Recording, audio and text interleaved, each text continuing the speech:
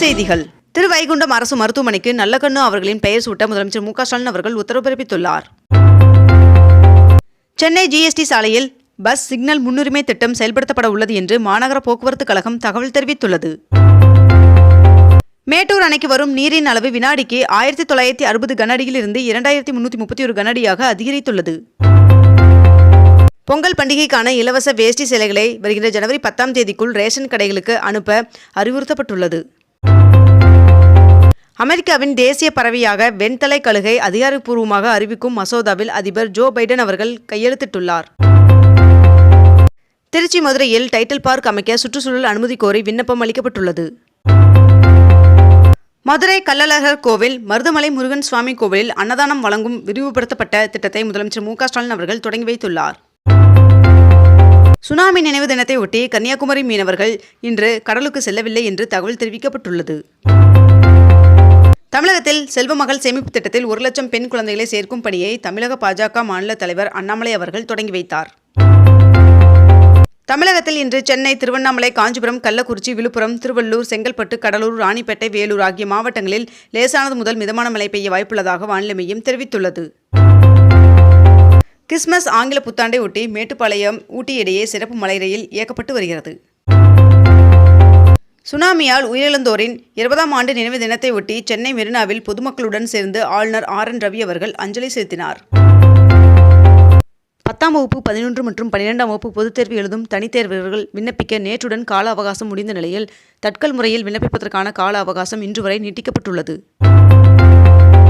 நாமக்கல் புறவழிச்சாலை 70 கோடியில் ரயில்வே மேம்பாலம் அமைக்க நிர்வாக அனுமதி வழங்கியுள்ளதாக தகவல் வெளியாகியுள்ளது.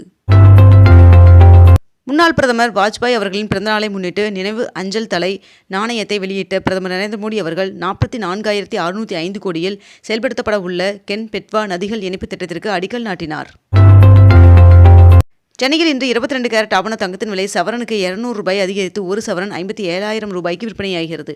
அதேபோல் 1 கிராம் வெள்ளியின் விலை கிராமிற்கு 1 ரூபாய் அதிகரித்து 1 கிராம் வெள்ளி 100 ரூபாய்க்கு விற்பனை செய்யப்பட்டு வருகிறது. மத்திய உள்துறை அமைச்சரும் கூட்டுறவுத்துறை அமைச்சருமான அமித்ஷா அவர்கள் பால்வள மீன்வள கூட்டுறவு சங்கங்களுடன் இணைந்து புதிதாக நிறுவப்பட்ட 10,000 தொடக்க வேளாண்மை கடன் சங்கங்களை புதுதில்லியில் தொடங்கி வைத்துள்ளார். திருவல்லிக்கேணி, சிந்தாரிப்பேட்டை, அண்ணா சாலை ஆகிய பகுதிகளில் அதிவேகமாக சென்ற 33 இருசக்கர வாகனங்களை போலீசார் பறிமுதல் செய்தனர். சபரிமலையில் இன்று மண்டல பூஜை நடைபெற உள்ளது. கன்னியாகுமரியில் லேசர் ஒளியால் பல வண்ணங்களில் திருவள்ளுவர் சிலை ஜொலித்தது. பல்வேறு துறைகளில் சாதனை புரிந்த 17 சிறார்களுக்கு நிகழாண்டிற்கான பிரதமர் ராஷ்டிரிய பால புரஸ்கார் விருதை குடியரசுத் தலைவர் திரௌபதி முர்மு அவர்கள் இன்று வழங்குகிறார். சென்னையில் 5 நாட்கள் நடைபெற்ற உணவு திருவிழாவில் 3,20,000 பேர் வருகை தந்துள்ளதாகவும் 1,50,00,000 ரூபாய்க்கு உணவுகள் விற்பனையாகியுள்ளதாகவும் தகவல் தெரிவிக்கப்பட்டுள்ளது. திருவண்ணாமலையில் 2,668 அடி உயரமுள்ள மலை உச்சியில் இருந்து அண்ணாமலையார் கோவிலுக்கு மகா தீப கொப்பரை கொண்டு வரப்பட்டது. டாலருக்கு நிகரான இந்திய ரூபாயின் மதிப்பு வரலாறு காணாத அளவிற்கு 85 ரூபாய் 41 பைசாவாக வீழ்ச்சியடைந்துள்ளது. ஆதி திராவிட தொழில் முனைவோர் 1303 பேருக்கு 160 கோடி ரூபாய் மானியம் வழங்கப்பட்டிருக்கிறது என்று தமிழக அரசு தகவல் தெரிவித்துள்ளது. சிவகங்கை மாவட்டத்தில் 342 கோடியில் அமையும் சிப்காட் தொழில் பூங்காவிற்கு சுற்றுச்சூழல் அனுமதி கோரியது.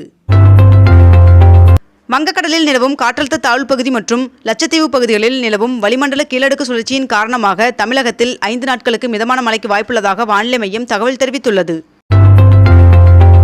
முன்னாள் பிரதமர் அடல் பிகாரி வாஜ்பாய் அவர்களின் 100வது பிறந்த நாளை முன்னிட்டு அவரது நினைவிடத்தில் பிரதமர் நரேந்திர மோடி அவர்கள் மற்றும் குடியரசுத் தலைவர் திரௌபதி முர்மு ஆகியோர் மரியாதை செலுத்தினர்.